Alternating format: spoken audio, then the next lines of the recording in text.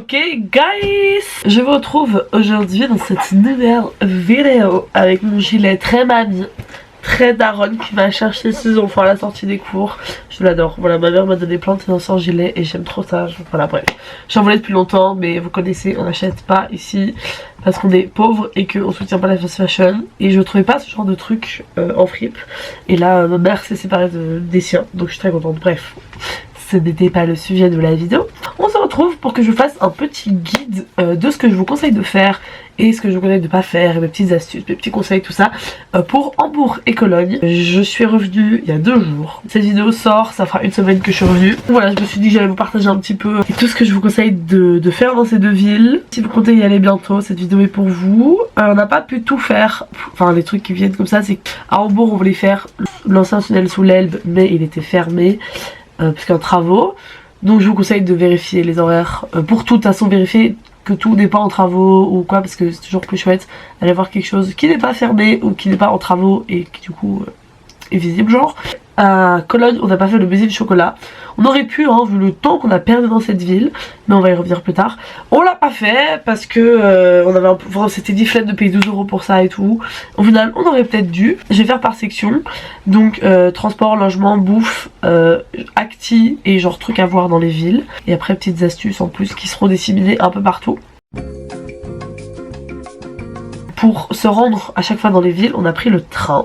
Voilà, je sais pas comment ça se passe depuis la France, mais sachez que depuis la Belgique, il y a énormément de trains qui partent, surtout de Bruxelles et de Liège, mais il y a d'office, enfin, vous pouvez prendre un autre train, aller vers Liège ou aller vers Bruxelles et puis prendre le train de là jusqu'en Allemagne. Et les tarifs sont franchement raisonnables. Je pense que pour les trajets, on payait entre 20 et 40 € à peu près par personne. Donc assez raisonnable. Juste sachez qu'en Allemagne c'est des trains avec des places réservées, donc soit vous faites comme nous et vous réservez pas de place parce que c'est un supplément, et comme on est pauvre et qu'on voulait économiser un max d'argent sur ce voyage, on n'a pas réservé de place. Et en fait il y a un petit tips, c'est que quand vous êtes dans le train, soit c'est sur le siège directement, soit c'est au-dessus de la vitre en haut, il est mis si le siège est libre, donc si le siège n'a pas été réservé, et si le siège est occupé, ou la personne qui est dans le siège va descendre. Voilà, comme ça vous savez, si vous arrivez que vous voyez que la petite lumière est verte, c'est que vous pouvez vous asseoir là, c'est la place de personne. Pour vous éviter de vous asseoir à une place et de devoir bouger parce que la personne arrive dans le train, ça nous est arrivé avant qu'on se rende compte de cette petite astuce. Voilà. Ensuite pour les transports dans les villes même, Cologne et Hambourg ont des bons systèmes de métro et de bus, mais nous on a tout fait à pied parce qu'encore une fois on est pauvre et on voulait économiser un max de thunes. Voilà, donc sachez que vous pouvez vraiment vous déplacer dans toutes les villes. Il y a des trucs qui sont un peu plus loin à pied, mais voilà, nous on a tout fait à pied, on a survécu. Si vous avez moins de temps sur place, c'est peut-être mieux de prendre des tickets de transport et tout. Quoique pour Hambourg je pense que c'est moins nécessaire, peut-être pour Cologne parce qu'il y a un endroit qui est vachement loin à pied. Mais bon, on a survécu, c'était 1 heure à pied, voilà. En plus je trouve que les trajets à pied c'est plus chouette parce que on voit vraiment la ville, on traverse un peu plein de quartiers et tout, et puis c'est chouette aussi d'être ensemble, de papoter et tout. Vous verrez dans les vlogs qu'on s'est bien amusé. Ensuite concernant les logements, donc pour Hambourg j'ai réservé un Airbnb, enfin un appartement sur Airbnb. On voulait absolument avoir des appartes pour pouvoir faire à manger et économiser encore une fois de l'argent pour pas devoir tout le temps sortir pour manger tout ça. Donc les 2 appartes qu'on avait avaient salle de bain, salon, salle à manger, enfin salon, salle à manger, cuisine et chambre. Le premier qu'on a réservé, donc c'est une chaîne de trucs d'appartement qui est Volkel, je vous l'écrirai sur l'écran. Vraiment c'était top top top. Nous on a eu des réductions parce qu'on a réservé en décembre, donc c'était un peu genre last minute, et donc vraiment on n'a pas payé le logement très cher. Enfin je sais plus exactement combien ça nous a payé, mais je mettrai sur l'écran le prix par personne par nuit pour que vous vous rendiez compte un peu. Par contre j'ai voulu revoir pour Amsterdam parce qu'on part en interrail à Amsterdam avec les girls, et là par contre c'est plus cher, donc je pense qu'il faut un peu guetter de temps en temps et voir les moments où c'est le plus avantageux. C'est sûr que là en janvier on est vraiment hors saison, donc c'est peut-être pour ça aussi que c'était moins cher. Mais vraiment l'appart était super clean, le personnel était super sympa, ils ont gardé nos bagages et tout, enfin bref, incroyable. Vraiment quand on est rentré dans ce truc on était choqués, en mode wesh, bref. Donc à Hambourg on était vraiment genre dans le centre, on était à 4 minutes à pied de la gare centrale, on était genre à 5 minutes de la maison communale, enfin vraiment dans le centre, donc ça c'était top, surtout vu qu'on faisait tout notre trajet à pied et tout ça. À Cologne on était à 30 minutes à pied de la gare, enfin de la gare centrale, donc globalement le centre, hein, parce que vraiment la gare est là, la cathédrale est collée à la gare, genre tu sors de la gare, t'es devant la cathédrale, donc enfin vraiment dans la vieille ville, et on était à 30 minutes de là. Et c'était un logement booking, même chose un petit appart qui était très cute, très sympa, bien meublé, voilà, juste les coussins étaient absolument pas confortables, genre le truc c'était juste de l'air comme ça, et que tu mettais ta tête au bout de 2 minutes t'étais genre sans coussin sur le matelas, mais bref on a survécu. Je mettrai les liens des logements dans la description. Donc le ménage, les draps et les essuies étaient compris dedans, donc là aussi c'était vraiment Gucci. De toute façon, si vous réservez, toutes les infos sont comprises, enfin vous connaîtrez toutes les infos, mais s'il y a des critères importants pour vous, je vous les donne déjà. Concernant la nourriture, donc nous, tout ce qui était petit-déj et repas du soir, on a mangé dans les appartes. Voilà, donc le petit-déj, on avait des céréales, moi je me suis fait des œufs, tout ça. Et les repas du soir, on s'est fait des pâtes, du riz, enfin bref, on s'est cook des petits trucs avec notre petit budget.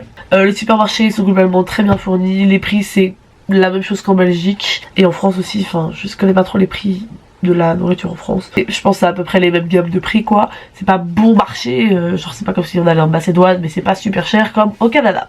Voilà. Donc ça c'était concernant les repas du matin et les repas du soir. Et donc pour les midis, il y a alors, nos midis étaient compliqués, il y a 2 midis où on n'a pas mangé. Le midi, parce qu'on s'était levé tard, on a fait un brunch, qu'on n'allait pas remanger à midi. Et on n'a pas spécialement, enfin on a mangé tard le repas de matin et du coup on a été se poser dans un petit café genre vers 15-16 heures et on n'a pas vraiment mangé le repas de midi. On est terrible parce que Hambourg, non, le dernier soir on a été manger au KFC et Cologne le dernier midi on a été manger au McDo pour goûter un peu les spécialités des pays. Bon au KFC ils ont rien de spécial, par contre le McDo ils avaient un McRoasty, c'était trop un banger, trop bien, et ils avaient un McFlurry avec des trucs cookie dough dedans, c'était tellement bon. Voilà, donc la malbouffe coule dans nos veines. Mais donc sinon en conseil d'adresse en tant que tel, j'en ai 2 pour Hambourg et 1 pour Cologne. Donc à Hambourg on a mangé un petit repas de midi le premier jour. On a été dans un truc, je retiens jamais le nom parce que c'est de l'allemand et que je suis trop nulle, c'est genre Apfel quelque chose. Je vous l'écrirai sur l'écran de toute façon.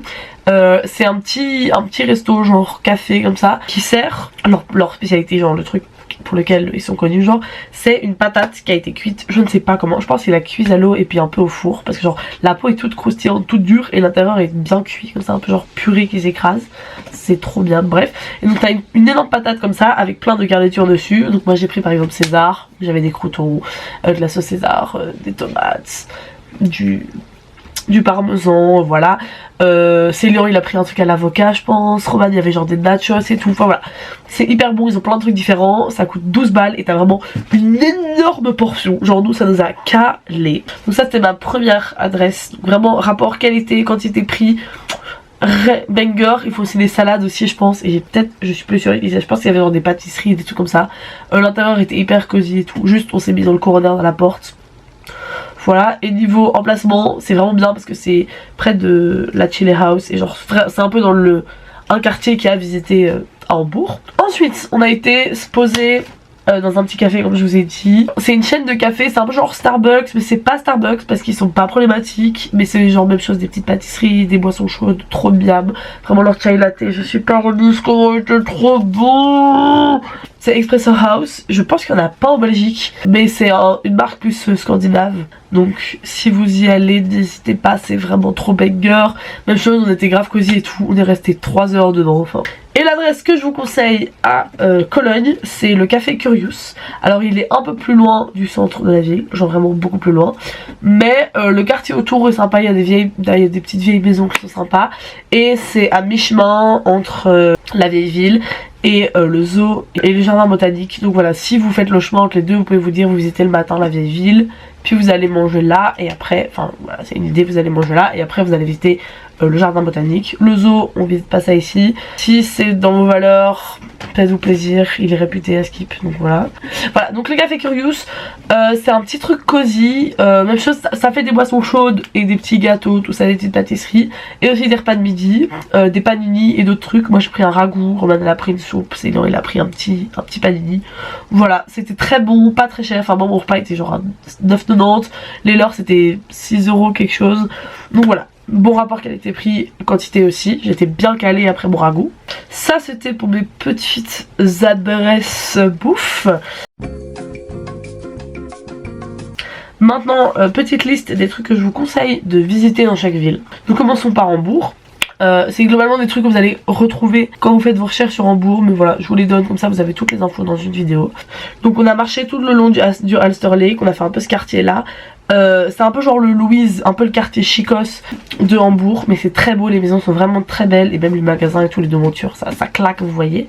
Aussi qu'il y a la grande maison communale, la Rathaus. Elle est magnifique, vous pouvez rentrer dedans, et je sais qu'il y a des visites guidées qui sont organisées. Il faut juste réserver, je pense, et nous quand on a été, elles étaient pas dispo, de toute façon on les aurait pas fait, mais elles étaient pas dispo. Voilà, mais du coup vous pouvez rentrer, le hall est très beau, il y a une petite expo sur l'histoire d'Hambourg et tout. Globalement Hambourg je trouve que c'est une très chouette ville pour juste un peu genre vous balader dans les rues, un peu partout, tous les quartiers. Donc je vous conseille de faire le port, Hafen City et je sais pas comment dire, Pitcherstadt.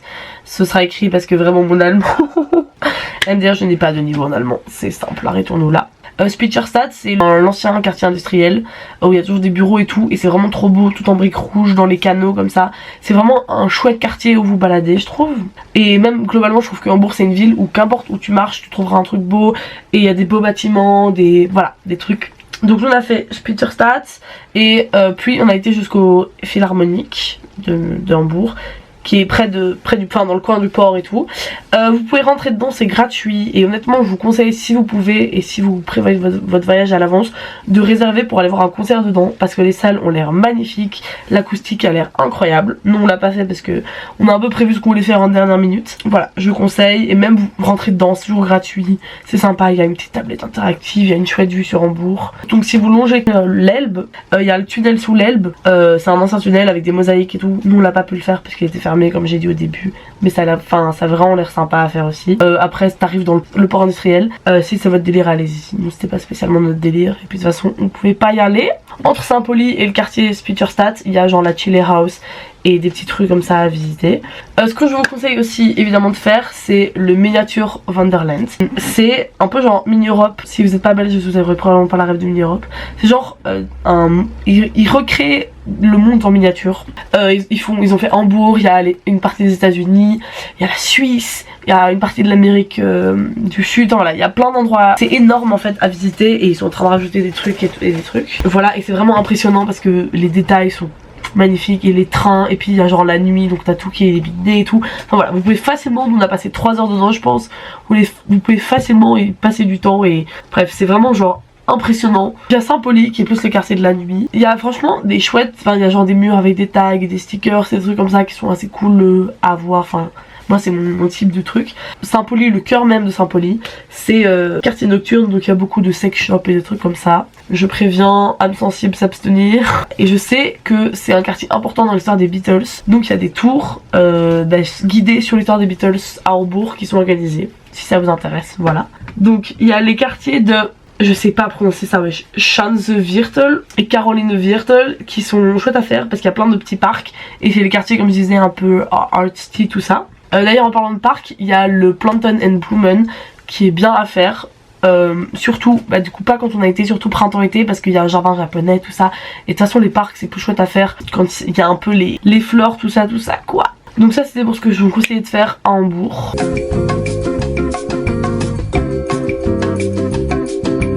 Passons à Cologne. Il y a déjà les 12 églises romanes que vous pouvez faire, et les anciennes murailles médiévales de la ville. Ce que je préconise, c'est de faire un itinéraire où vous passez un peu par les 12 églises en marchant, tout ça. Évitez de faire ça le dimanche parce qu'il y a les messes. Nous, il y en a quelques-unes qu'on n'a pas vraiment pu visiter à cause de ça.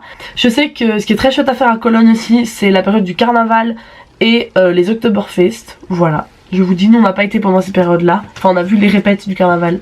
Cologne, honnêtement je vous dis, réservez genre un jour ou 2 grands max. Il n'y a pas besoin de plus. C'est pas une ville où il y a énormément de trucs à faire, à part si vous venez pour les Oktoberfest ou pour le carnaval. Donc là prenez plus de temps parce que vous allez faire autre chose que visiter. Franchement nous on a été là 3 jours et c'était long quoi. C'était vraiment long, on a beaucoup attendu, on a beaucoup tué le temps. Ce que vous pouvez aussi visiter c'est le quartier vers nous, là on était.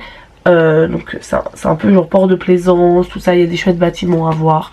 Si vous allez au musée du chocolat, il y a une chouette vue sur Hambourg avec la cathédrale. Vous pouvez visiter le musée du chocolat si ça vous intéresse. Je sais qu'il y a une fontaine en chocolat et ça a l'air, enfin il y a genre une jungle avec des grains de cacao et tout.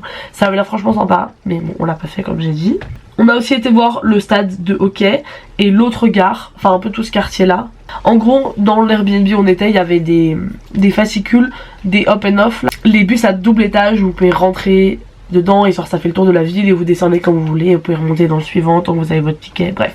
On a fait le trajet à pied de ce truc là et donc les spots où s'arrête le up and off étaient sympas, mais bon le chemin entre... Voilà. Donc on a fait aussi le pont Hohenzollern, où en gros c'est le pont où il y a le train qui arrive à la gare et il y a plein de cadenas dessus. Nous ça nous dérange visuellement, genre les cadenas c'est une vision bizarre, mais je sais qu'il y a des gens ça c'est leur délire et tout.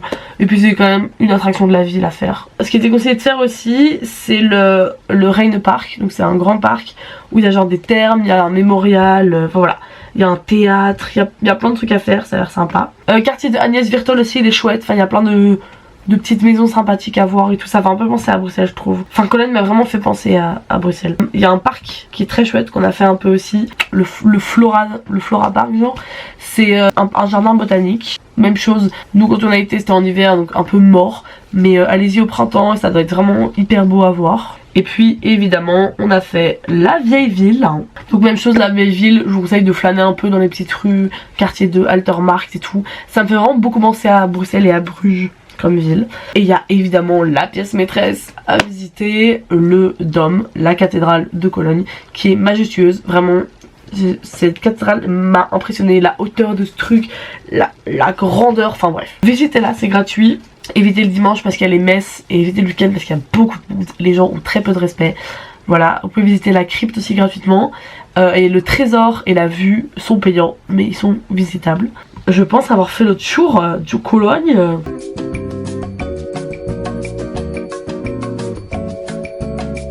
Voilà, j'espère que cette vidéo vous a plu, que vous avez chopé ce que vous avez à choper comme information, que j'ai été assez claire dans mes propos.